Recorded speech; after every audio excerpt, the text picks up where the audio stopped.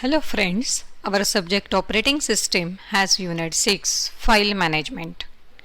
In this unit we will learn various operations, various attributes, various things, how to access the file, how to manage the file uh, in this unit. Okay, so first we will check what are the course outcome. The course outcome is apply file management technique, and these are the unit outcomes. And these are the contents of our unit 6. In this, file concept, attributes, operations, files, file system structure, these topics we have covered in our previous video. Today in this video we will cover the topic access method, sequential and direct access. Now, if we are considering file is the collection of the data. We can store information into the file, and when file is used, this information must be accessed and read into the computer memory. The information in the file can be accessed in several ways. Some systems provide only one access method for the files. Other systems such as IBM support many access methods. Basically, if you will check, there are two different type of access methods: sequential access and direct access method. So we will discuss both of these two basic access file methods. Okay, so first we will see sequential access file method. It is the simplest file access method, and a sequential access is that in which the records are accessed in some sequence. That is, the information in the file is processed in order, that is, one record after the other record. Means the records of the file are accessed one after another in the sequence in which they are there in the file. This access method is very primitive method, and mostly the editors, compilers usually use this sequential access method. Now, when we are using this sequential access method, we can perform two operations: write operation and read operation.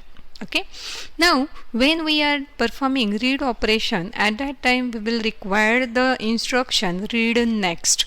So this instruction will read the next portion of the file and automatically advance the file pointer after reading the current line. Okay, so after advancing the pointer, it will point to the next line and the next line will get read. In this way, each and every line will be read with the help of read next operation. Now suppose we want to perform write operation. For that we are having the instruction write next. So this write next operation will append to the end of the file, because there may be some initially data into our file, and we want to add some new data into that existing data. At that time a pointer will be at the end, and from that location we will perform the instruction write next, so that the data will be written to the next line. So write next will append the new data at the end of the file. It may be useful if you have created a new file and there is no content into the file, so the write next operation can be started from the beginning of the file. So we can write data into the blank file also, and also we can write the data into the existing file with append. Now this sequential access method is typically based on the tape module. Now you may have used a magnetic tape. In that there is a one ribbon on which the information will be stored, and that ribbon will be wind and rewind, wind from one side and rewind from the other side, and the data of that ribbon will be read or write sequentially from the beginning of the ribbon to the end of the ribbon. So from this diagram you can check that this is the beginning of the ribbon, and this is the current position of the ribbon, and this is the end of the ribbon.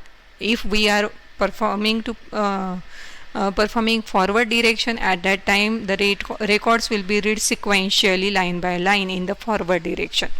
If we want to go to the backward direction, at that time the ribbon will be rewind and the previous data will need to be read or written. Now this is very simple access method, in that from the beginning of the ribbon we will be performing read or write operation up to the end of the ribbon. So mostly compilers and editor use this type of sequential access method. The next method is the direct access method. A file is made up of fixed length logical records that allow the program to read and write the records rapidly in no particular order. With this direct access, mostly the data of the file will be divided into some logical record called as blocks, and that fixed size of blocks, the information of the file will be written into that fixed size of blocks, and that blocks will get accessed directly with the help of direct access method. The direct access method is based on the DIS model of the file, since the DIS allow the random access to any file block. Now when we are following direct access method, this is applicable for the DIS model only, because the DIS is divided into the fixed size logical blocks, and the data of that particular block will be accessed directly after setting the pointer to that particular position. Now here there is no restriction on the order of reading and writing for the direct access file. You can directly go to that particular logical block and read or write the data from that location.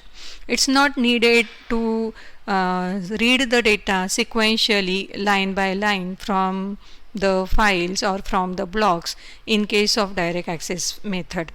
So direct access file provide immediate access to the large amount of information, and databases are often of this type. Actually the data stored in the databases is of large amount of data, and the sequential access for such a databases is very time consuming. So there is use of direct access method, and one hash function is used to determine the exact location of the required block, and the data will be read or write from that location. The example of the direct access method is the CD compatdix. The file operation must be modified to include the block number as a parameter. Now here the most important is how to get the required block. For that we are having the operation read n, where n is the number of block, or write n, where n is the number of block. If we got that I want to access the 15th number of block, so the pointer will be directly set to that 15th number of block. So n is the number of the block where your read or write pointer need to be set. Now since the logical records are of fixed size, it is easy to read and write or delete the record. We can use this particular formula. L is the length of the block and n is the request for the n. So the pointer will be set to L into n minus 1 location.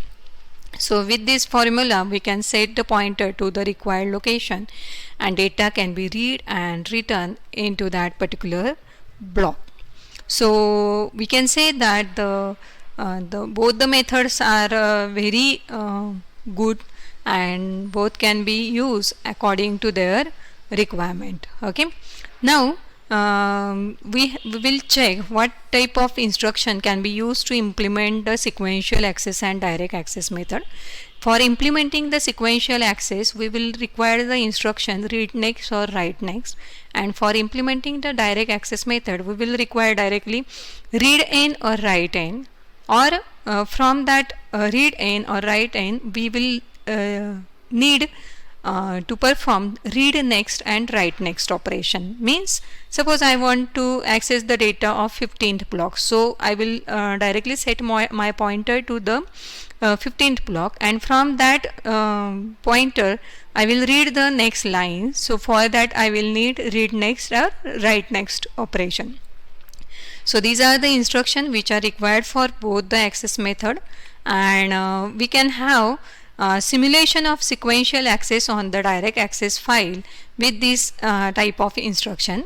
Now suppose we are following sequential access. For that we will require the instruction read next and write next, but we want to implement direct access using sequential. So for that we will set our current pointer to 0 and read the current pointer position and increment the current pointer by 1. That is the read next operation. Suppose we are performing write operation, so write current pointer and say update the current pointer by 1 every time. So we can simulate sequential access on the direct access also. Okay. The next is advantages and disadvantages of sequential and direct access method. First, sequential access method advantages: it's very simple, easy to implement, but disadvantage is that it's very time consuming, and if we want to access the record which is at the last location, we need to scan the data or the records from the beginning to up to that particular location. So this is very time consuming.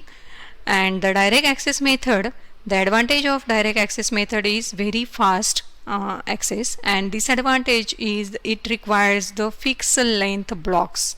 If the block lengths are not of fixed size, then we cannot use direct access method, and this is only applicable for the DIS model.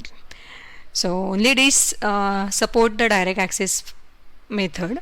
So this is all about the sequential access and direct access method. I hope you have understood it. Thank you.